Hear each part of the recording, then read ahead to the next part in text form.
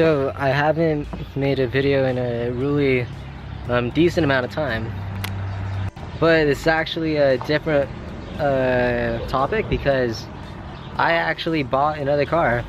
This video is not about the BMW. This is actually about, check it out. Alright, so this isn't going to be some dumb, crazy, dramatic reveal. I'm just going to show it to you guys. It's not that big of a deal, but it's kind of a big deal to me. So, yeah.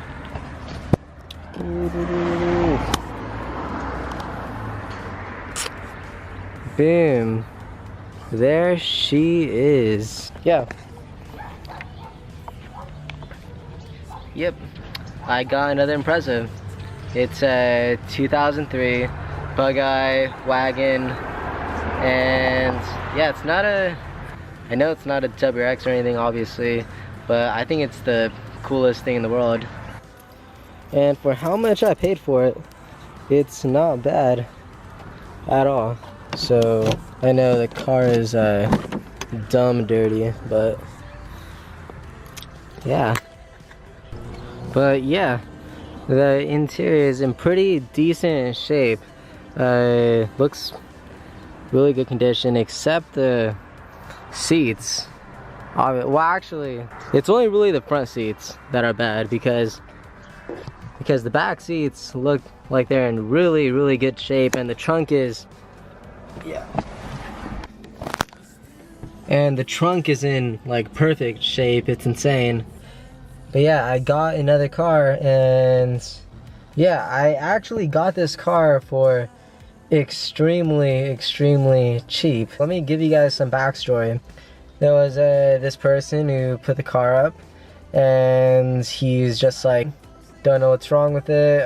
All I can think is that it has a blown motor, and yeah, I'm trying to make a quick sell.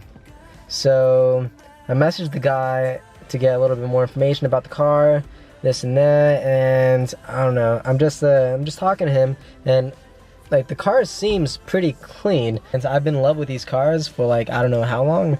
So yeah, I'm talking to him, getting as much information as possible to see what went wrong, to see the car's shape, you know, get a little bit more pictures. And so let me give you the full details of the car. The car has 151,000 miles, which isn't bad for a Subaru, personally, right? The car is a 5-speed, and it's a wagon. Wagons are literally the best thing in the world. But I ended up backing out of the sale because this guy lived about an hour away from where I am, and I knew that the car wasn't running, so I'd have to get a tow, and the tow would have literally costed a lot of money. So I'm like, yo man, never mind, I'm not down. And he's like, oh, okay man, I was gonna let it go for this much today.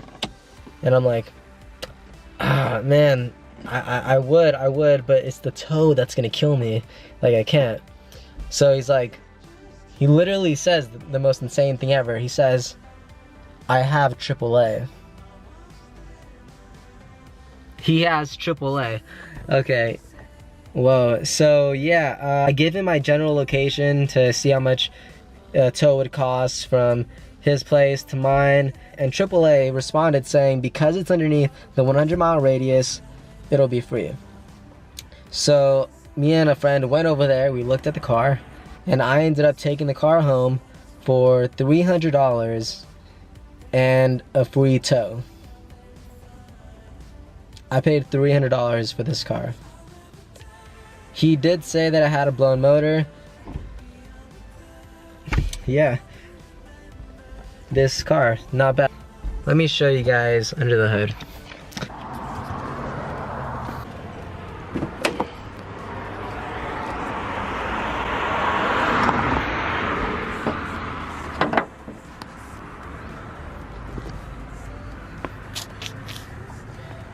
Underneath the hood.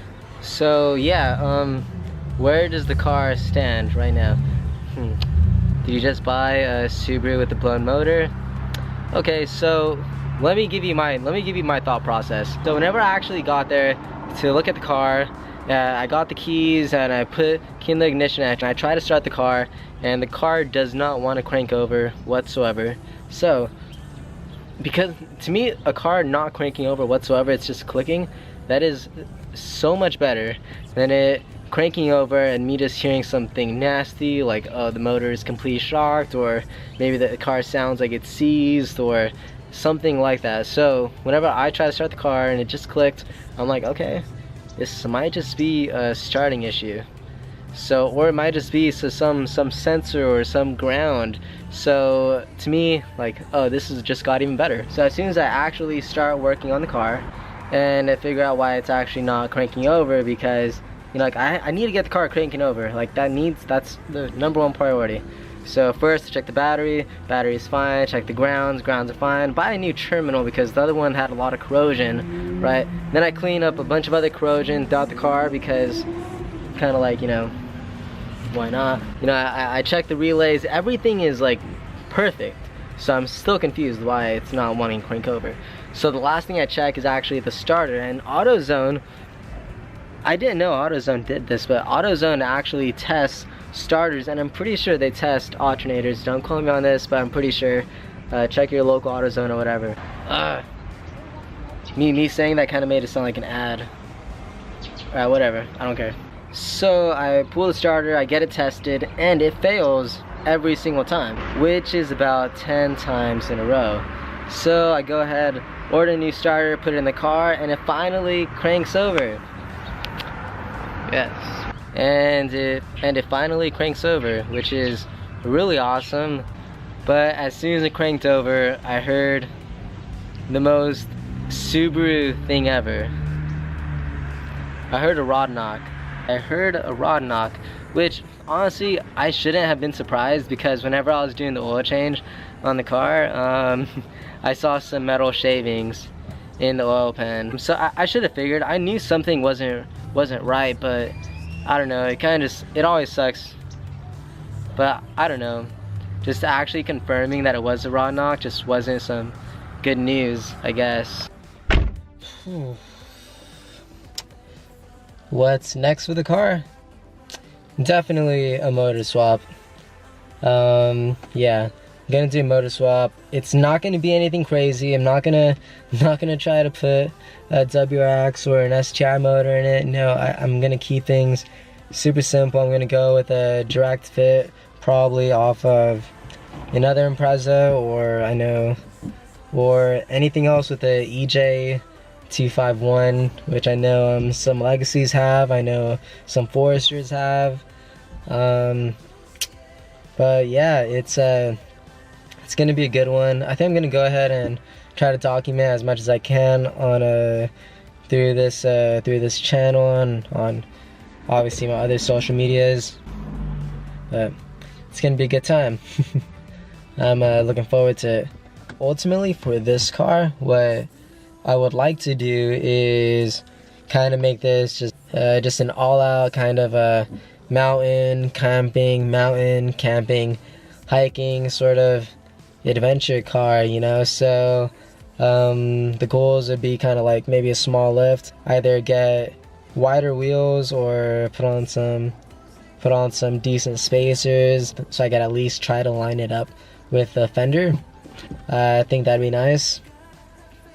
And